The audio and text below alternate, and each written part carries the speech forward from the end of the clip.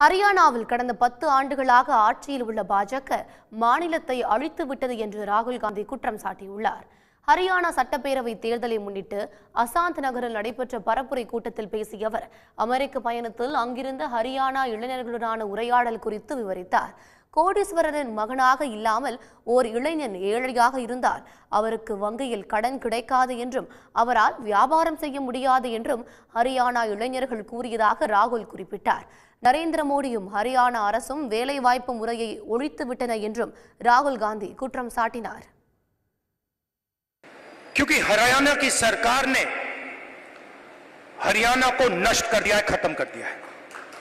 वो देश की चीखें नहीं थी, वो हरियाणा के हर युवा के चीखें हैं। चुनाव में कांग्रेस पार्टी स्वीप करने जा रही है, आंधी आ रही है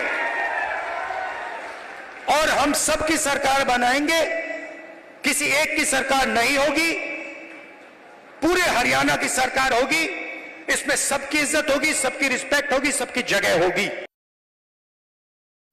தொடர்ந்து பேசிய ராகுல் காந்தி ஹரியானாவில் போதைப்பொருள் பிரச்சினை அதிகரித்து வருகிறது என்றும் குற்றம் சாட்டினார். குஜராத்தில் உள்ள அதானி துறைமுகத்தில் ஆயிரக்கணக்கான கிலோ போதைப்பொருள் கண்டுபிடிக்கப்பட்டது என்றும் ஆனால் யாராவது தண்டிக்கப்பட்டார்களா என்றும் அவர் கேள்வி எழுப்பினார். ஏழைகளுக்கு தவறான ஜிஎஸ்டி மற்றும் பண மதிப்பிழப்பு வழங்கப்பட்டுள்ளது என்றும் ஏனென்றால் சிறு வியாபாரிகளை ஒழித்துவிட்டு சீன பொருட்களை இந்தியாவில் விற்க மோடி அரசு விரும்புகிறது என்றும் ராகுல் காந்தி குற்றம் சாட்டினார்.